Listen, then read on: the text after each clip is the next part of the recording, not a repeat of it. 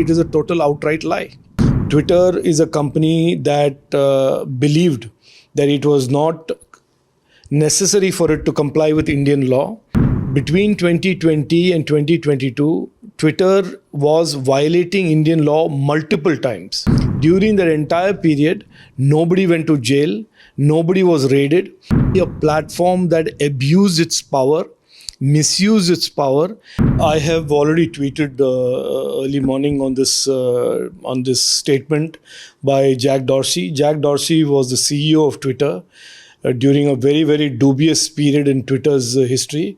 What he has said is an outright lie, and I have said that publicly, and I'm reiterating it again. Twitter is a company that believed that it was not necessary for it to comply with Indian law. It believed that it did not have to comply with Indian law and made up its rules as it went along. And the government of India has been very clear from the very beginning, for all companies that operate in India, they have to always comply with Indian law. That is point number one.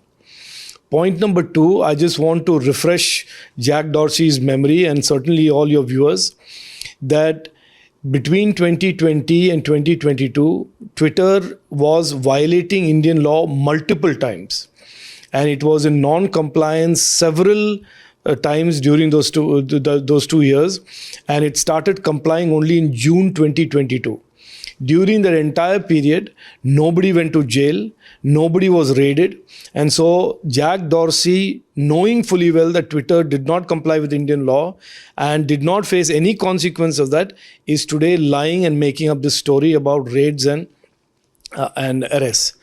Third point, that Twitter now, it is there now in public domain that Twitter during this period was not only partisan, was behaving in an absolutely arbitrary manner, and the Twitter files that have then come out after Jack Dorsey sold Twitter has exposed Twitter to be a platform that abused its power, misused its power, and de-amplified many people, as in muted their voices, de-platformed many people, as in permanently took them off Twitter, totally in violation of Article 14 and Article 19 of our Constitution.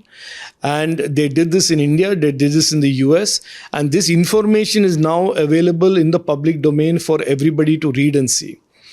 And therefore, we have always maintained, the government of India has always maintained that our objectives are to ensure that the internet is safe and trusted, that every intermediary like Twitter, foreign or Indian, big or small, must be always compliant with Indian law. And our laws have very clear provisions about weaponizing of misinformation, which is what Twitter did during the entire period of 2020, where they weaponized misinformation against the Indians and the government of India, and therefore they were exposed. So therefore, today for Jack Dorsey to suddenly wake up from his slumber and to try and rebrush the history of Twitter's conduct, and so far without any consequences, is to essentially say what I said in my tweet, that it is a total outright lie.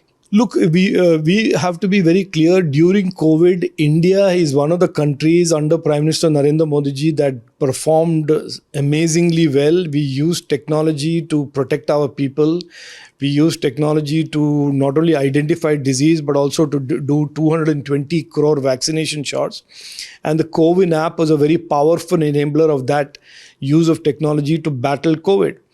There are many, many forces, there are many, many interests in the world that want to undermine COVID, create question marks about COVID. And therefore, I believe yesterday's breach or alleged breach of COVID was one more instance of people trying to target the COVID app. The CERT, the Indian CERT, which is the Computer Emergency Response Team, which is the agency that is tasked by and is responsible for dealing with cybersecurity breaches, is investigating the matter. Yesterday, prima facie, they have already reported that the data that was reported by this Telegram bot was not from COVID app.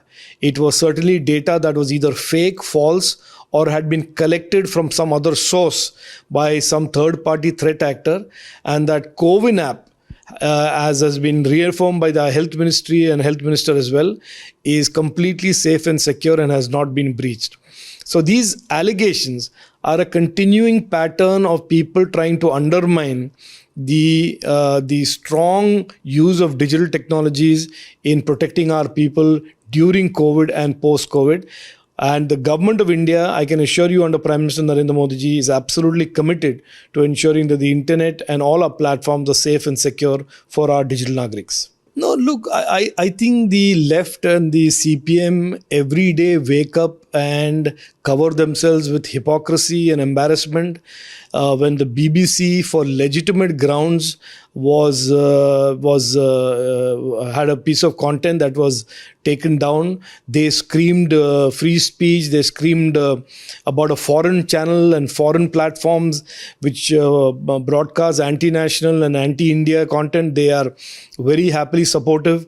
They will buy fiber optics from China. But when it comes to protecting the free speech and the right to free expression by a Malayali journalist, suddenly they develop all these new inclinations to file cases, intimidation, threatening journalism. So I have always said that the left is an authoritarian ideology. Marxism and Marxist, as practiced by Pinarayi Vijayan, is an absolute authoritarian ideology that uses intimidation, that uses threats and fears to try and cow down journalists, cow down citizens. And this is not a sustainable model. They only wake up and talk about free speech when it suits them and when the target is the BJP or the Prime Minister Narendra Modi ji. So this exposes their double standards. This exposes the hypocrisy yet again. Subscribe to Midday India. Get direct notifications on all our videos by clicking on the bell icon.